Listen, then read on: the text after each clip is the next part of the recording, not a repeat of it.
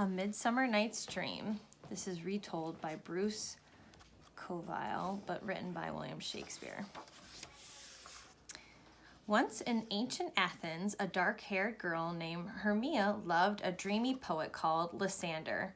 He loved her as well, and the couple had promised to marry, but Hermia's father had other ideas. "It is my right to choose your husband," he told his daughter, "and I choose Demetrius. He's every bit as noble as your Lysander, and he doesn't have his head in the clouds." "But father," Hermia protested, "I do not love Demetrius, and further, he is changeable as midsummer weather." Indeed, Hermia spoke the truth. Not long before, Demetrius had pledged his love to Hermia's best friend, Helena. Now he had cast Helena aside to ask for Hermia's hand in marriage. Still, Hermia's father would not be swayed. "You will marry Demetrius or lose your life." Sadly for Hermia, he was within his right, for Athens' law allowed a father to choose his daughter's husband, or have her put to death if she refused. When Hermia announced she would rather die than marry a man she did not love, her father marched her off to the city's ruler to demand justice.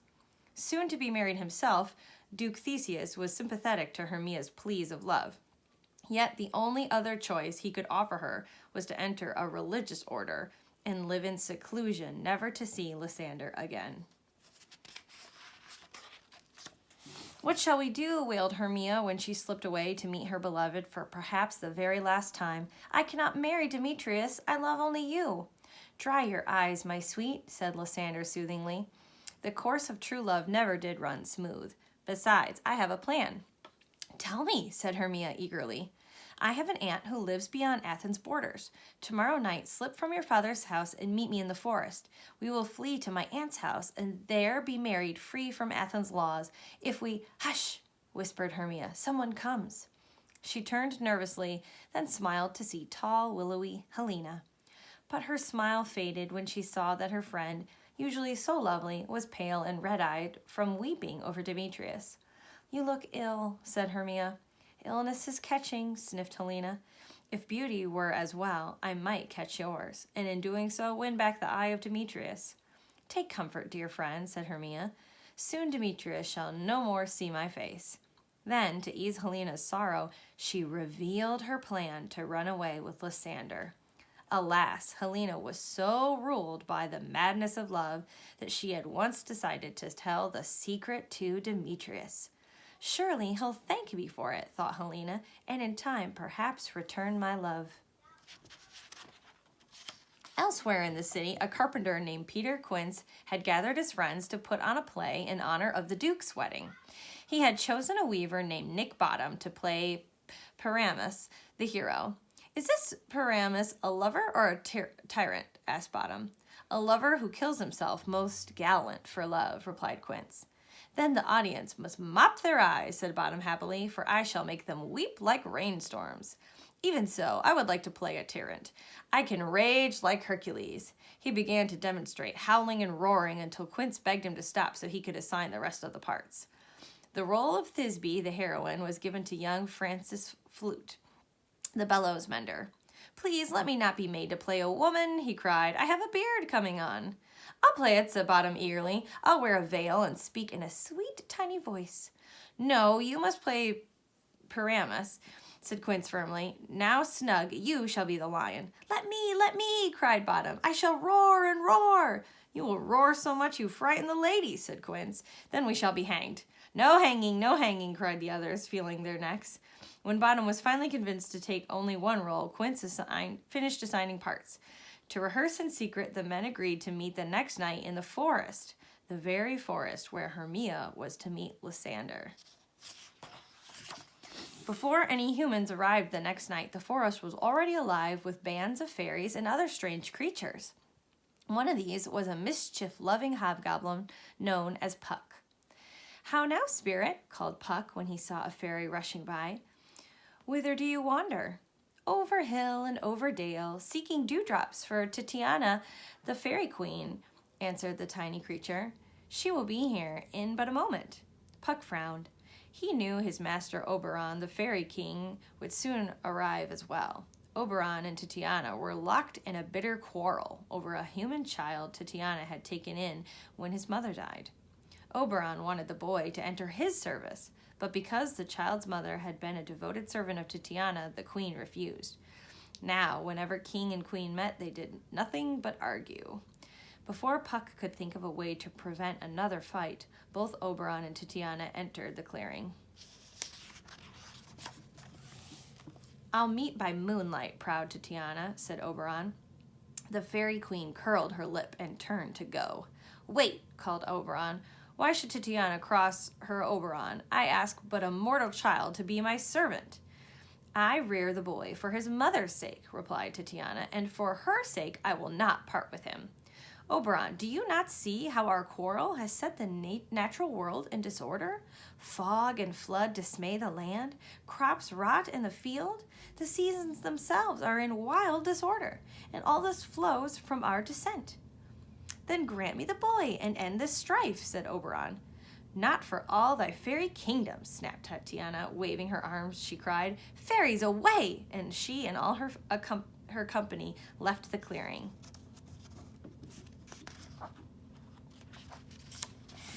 When Titiana was gone, Oberon turned to Puck and said, "In the far west grows a flower upon which Cupid once let his arrow fall. Now that flower's juice, when squeezed upon sleeping eyelids, will make one fall madly in love with the first creature seen on waking. Fetch me that flower, sweet Puck." "I'll put a girdle around about the earth in 40 minutes, said Puck, speeding from the clearing. "This juice I'll drop upon Titiana's eye," said Oberon to himself, "and the next thing she sees upon waking, be it a lion, a bull, or busy ape, that will she pursue with all the soul of love, nor will I use the antidote to remove the charm until the child is mine." Suddenly Oberon heard a man and a woman approaching, arguing loudly as they came. Fading into the shadows, he stayed to listen. "Pursue me not," cried Demetrius as he entered the clearing. "You tell me not to pursue, yet you draw me like a magnet," wept Helena, who was following him as closely as if they were head and tail of one animal. "Have I not told you clearly that I do not love you?" "That only makes me love you the more. I am sick when I look on you," roared Demetrius. "And I am sick when I look not on you," moaned Helena. "I shall follow you as a dog follows its master. Have you no shame, no maiden modesty?" He looked around. "And where are Hermia and Lysander? You told me they would be here." Muttering angrily, he stormed from the clearing to continue his search, with the lovesick Helena in pursuit. Chuckling to himself, Oberon now saw another use for the flower that he had sent Puck to fetch. When the sprite returned, the fairy king said, "Take some of these blossoms. Search the wood till you find a weeping maid and the man who spurns her. You will know him by his clothing, which is that of an Athenian noble. Squeeze the juice upon the man's eyes when he sleeps.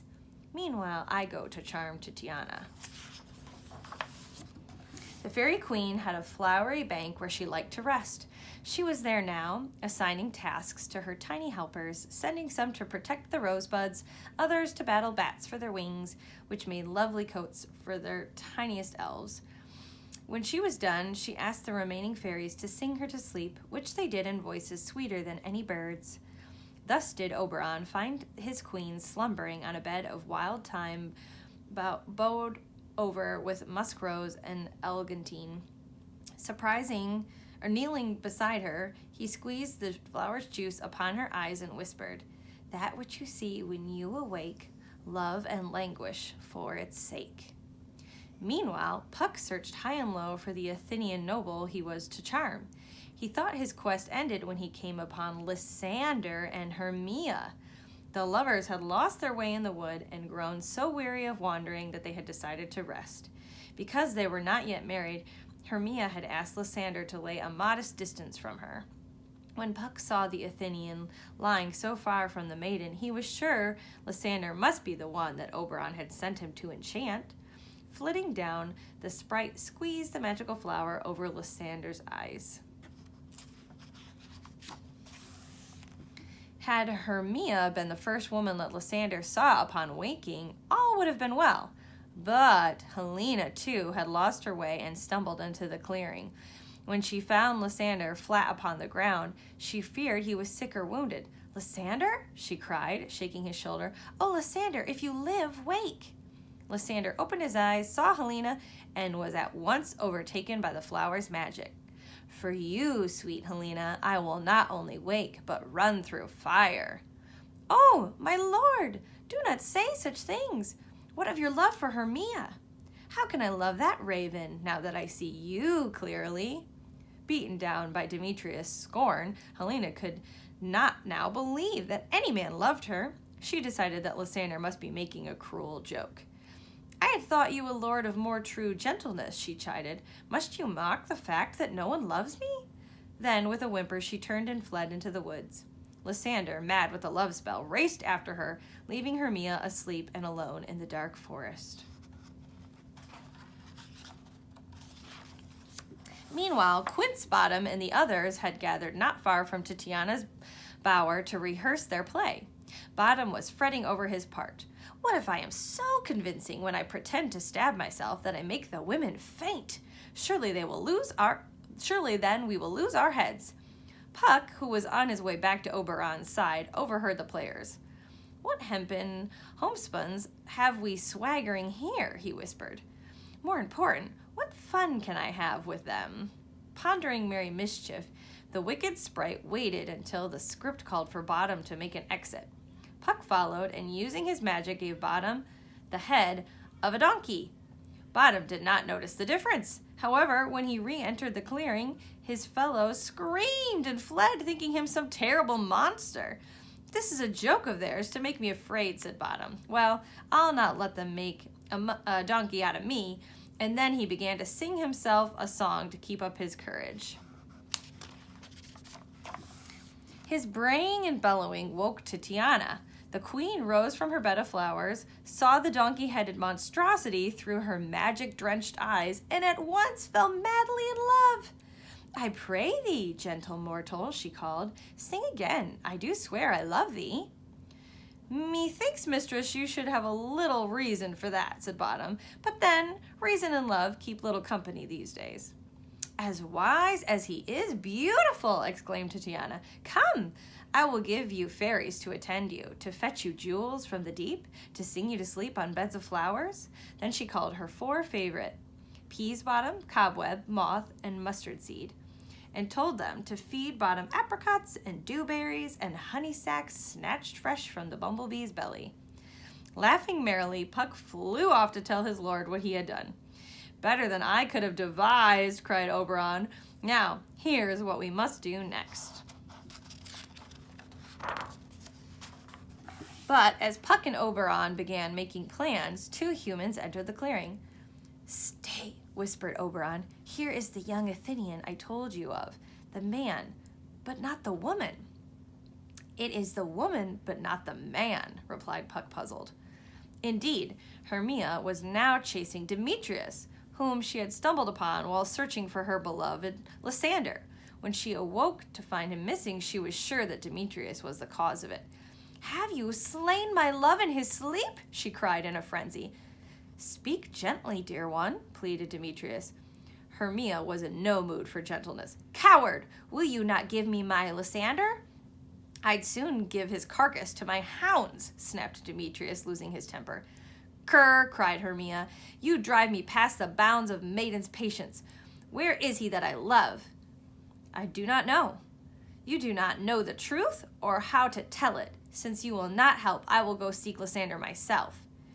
"You have charmed the wrong man," whispered Oberon to Puck as Hermia ran into the darkness. "Quick, about the wood, go swifter than the wind. Find tall, fair-haired Helena of Athens. Bring her here that we may set this right." As the hobgoblin flitted off, Oberon laid a spell of weariness on Demetrius. At once the young man began to yawn. "There is no following Hermia when she is in this fierce mood," he muttered, "and I'm exhausted. I must rest for a while." Once he was sleeping soundly, Oberon bent and anointed his eyelids with the magical flower. Puck, returning soon after, luring with him not only Helena, but Lysander, who still pursued her with cries of love. "Lord, what fools these mortals be," chortled Puck. He could hardly wait for the scene that would follow when the magic worked again, and both Demetrius and Lysander were vying for Helena's hand. The sprite did not have to wait long. Lysander was shouting loud enough to wake every spirit in the forest. "Forget Demetrius," he roared. "He loves Hermia, not you." This roused Demetrius, who opened his eyes, saw Helena, and cried, "Goddess, nymph, O soul of perfection, let me but kiss your hand, and bliss is mine." Helena turned to him in a rage. "Are you in on the joke as well? What a pair of men you are, mocking this poor maiden." "No mockery," protested Lysander, "but love most true. It is Demetrius who toys with you. If he will give up his false claim of love, I will gladly give him Hermia."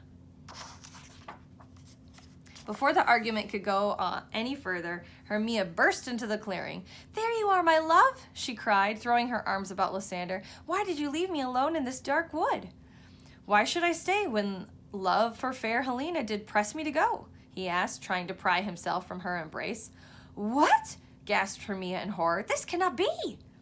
"Look how she pretends," said Helena. "She too is part of this cruel jest. Ungrateful friend to join such men. After all we two have shared, how can you scorn me so?"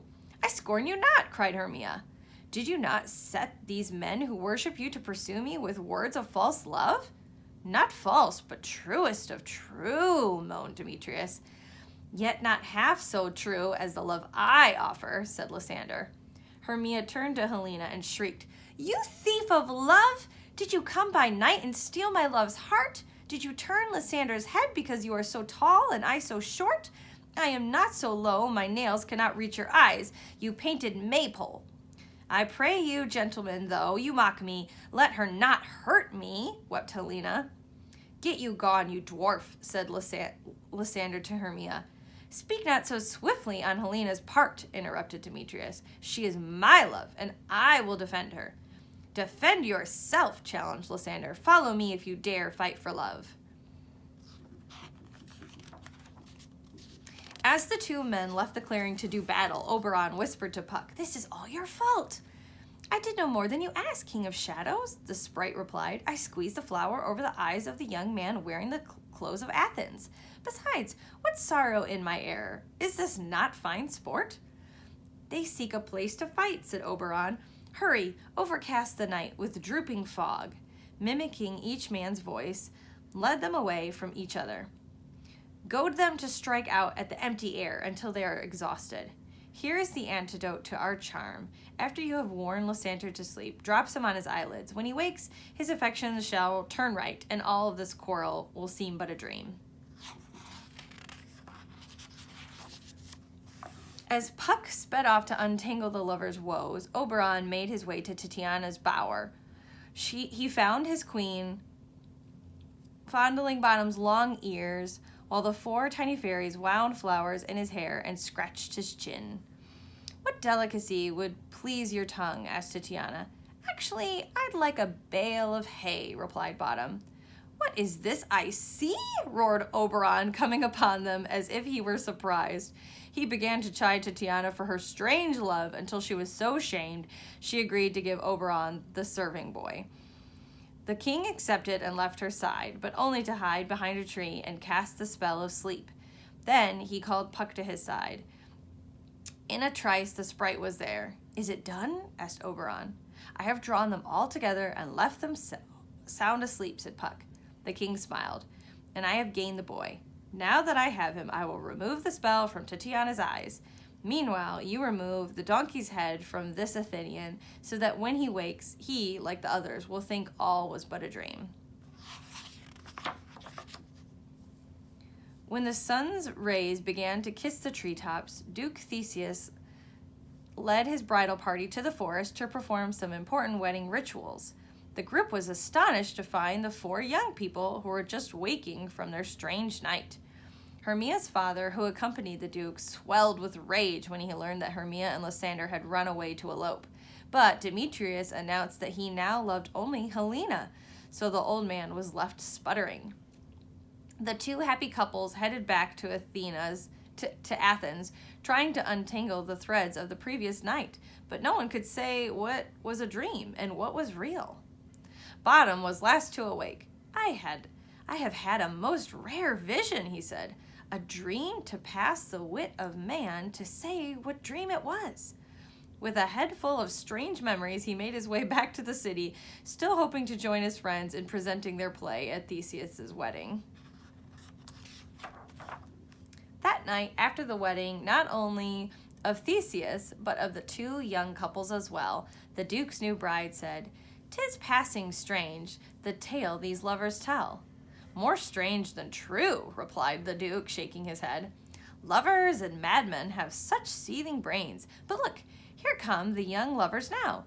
Joy, gentle friends, joy and fresh days of love accompany your hearts." Then he called for entertainment to cap the evening, and of all the choices offered by his master of revels, picked Quince's tale of Pyramus and Thisbe. Quince began by introducing the players. One, carrying a lantern and leading a dog, portrayed the man in the moon. Poor Francis Flute, with his new beard coming in, had been stuffed into a dress to play Thisbe, but of course Bottom received the lion's share of the attention, ending the play with the most absurd death scene anyone had ever witnessed. So the players needn't have worried about losing their heads. Their version of the terrible tragedy was so ridiculous that the audience nearly burst with laughter. Play ended, players and audience alike drifted off to bed. Then Oberon and Titiana flew into the palace, bringing with them bands of fairies who scattered through the halls to drop their blessings on all who slept in true love's dreamy thrall. The end.